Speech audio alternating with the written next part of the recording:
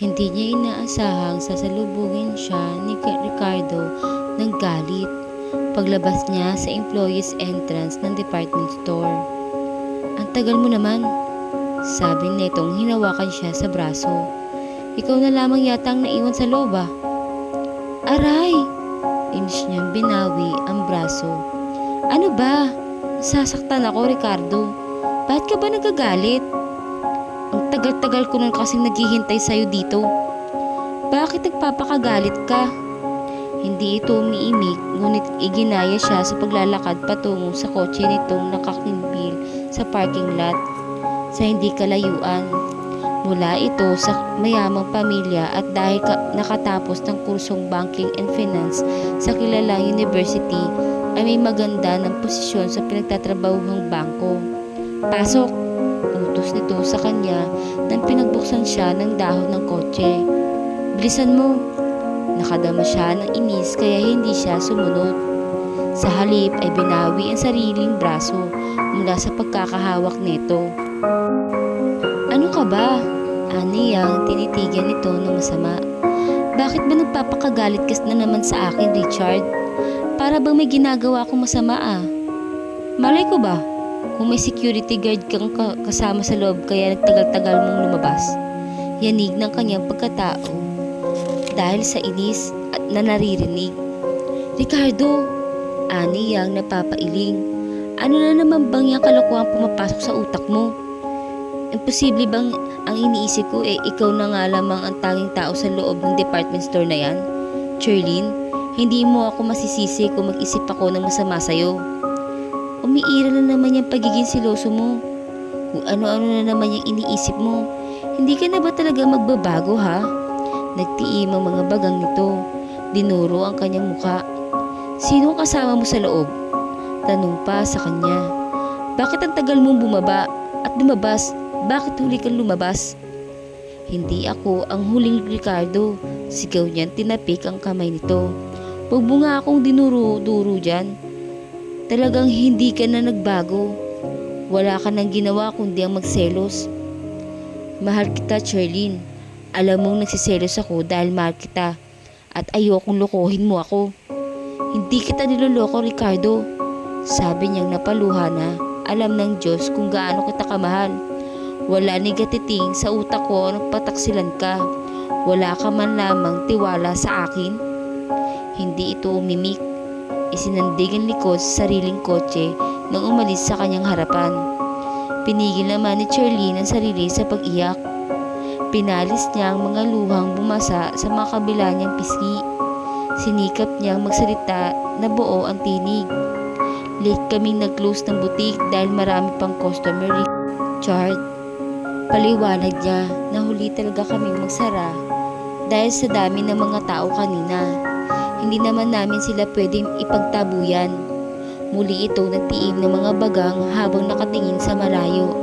Alam niya nakikinig ito sa kanyang sinasabi kaya nagpatuloy siya sa pagpapaliwanag. "At mali ang akala mong ako ang huling-huling lumabas." Sabi pa niya tinitigan ito. "Ako pa nga ang nauna kina Ate Myrna dahil alam kong naghihintay ka rito. Naroon pa siguro sila sa loob o siguro'y kalalabas lamang." "Sorry," mababa namang tonong sabi nito. "Alam mo naman ganito talaga ang ugali ko. Saka mahal kita at takot akong mawala ka sa buhay ko." "Richard, wala na sa lugar ang pagsiselos mo. Nahihirapan na ako. Hindi ko na alam kung paano ko ipapakita ang ipagdadama sa iyo na mahal kita at kailanman na hindi ko na inaiisip na pagtaksilan ka. Magtiwala ka naman sana sa akin." "Pasensya ka." Hindi na niya hinintay pang matapos itong sasabihin. Nagtatatakbo na siya palayo. Hindi na niya napigilan pa ang sarili sa pag-iyak. Ang sama-sama ng kanyang loob dahil sa ikinikilos ng iyon ng katipan. "Charlene!" Narinig niya ang tawag na humahabol na si Ricardo. Ngunit binaliwala niya iyon. Mabilis pa rin ang kanyang paglayo at hindi man lang ito nilingon. "Che! Pasensya ka na," sabi pa nito nang maabutan siya at nahawakan sa braso. "Let me explain." Hinarap niya ito. Galit na tinitigan Tama na, ayoko nang marinig ang mga paliwanag mo. Sabi niya tinabig ang malakas ang kamay nito. Saka muling mabilis na tumakbo palayo. Naramdaman niyang hindi na siya sinundan nito. At pinagpapasalamat niya iyon. Para kasing puno-puno na ang galit ng kanyang dibdib.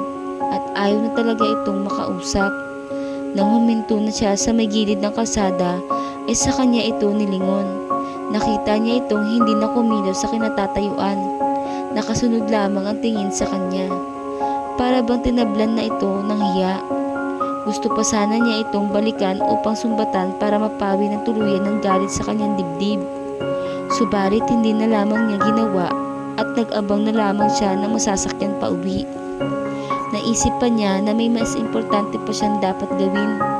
Isa pa, nananawa na siya sa mga panunumbat nito. Maraming beses na niyang ginawa iyon, subalit tila naman bato ito sa pagkamanhid. Hindi na yata talaga ito magbabago. Iyak ng iyak si Charlene. Nang makauwi siya sa kanilang bahay, ay hindi na niya nagawa pang kumain ng hapunan. Nagkulong na lamang siya sa kwarto at tinayaan ang sarili na magluwag ang kalooban. Wala akong ibang inuukulan ng pagmamahal kundi ikaw lamang, Ricardo. Sa loob-loob niya habang nakadapa pa sa kama. Alam ng Diyos kung gaano kita kamahal pero lagi mo naman ako sinasaktan. Lalo na palakas ang kanyang paghagulgol, gigil na gigil talaga siya. Magagawa lang sana niya pupuntahan niya si Ricardo at pagsasampalin niya para mabawasan ang bigat ng kanyang dibdib ng sandaling iyon. Bakit ka na lang lamang nangangakong magbabago na pero hindi mo naman ginagawa?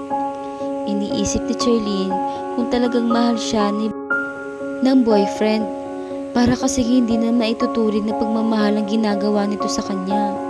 Kalabisan na talaga ang pagiging siloso nito. Wala naman itong nakikitang mali niyang ginagawa para pagsilosan, ngunit sinasaktan siya agad. Hindi ko na yata ito kayang tiisin, na sa loob pa niya. Hirap na ako. Bumangon siya at umupo sa kanyang kama. Iniarko niya ang mga tuhod at niyakap iyon. Patuloy siyang lumuluha. Hindi niya naiwasang hindi patuloy na maawa sa sarili. Wala man lamang akong hindi ginawa para sa kanya. Mula sa kanyang mga labi. Lahat naman ng makakaya ko'y ginawa ko para patunayan na mahal ko siya. Tapos ganito pa ang isusukli niya sa akin. Lalo siyang napaiyak. Si Ricardo naman kasi ang first boyfriend niya at ipinangako niya sa sarili na pagkamamahalin niya ito. Plano pa nga niya ito na ang lalaking maghahatid sa kanya sa harap ng altar. At hindi nga lingid iyon sa mga taong mahalaga sa kanyang buhay. Pero kung ganyan din lang naman ang ugali mo, mas mabuti pang putulin ko na ang ating relasyon. Ayokong pagsisihan ko habang buhay ang gagawin kong pagpapakasal sa iyo kung sakali. Nang mahimasmasan ay natulog na si Charlene. Buo na ang pasya niya na makipagkalas kay Ricardo kahit alam niyang labis din siyang masasaktan sa desisyong iyon. Kung hindi naman kasi niya gagawin ang bagay na iyon, tiyak niya mas mahihirapan siya at patuloy lamang ang magugulong hati niya.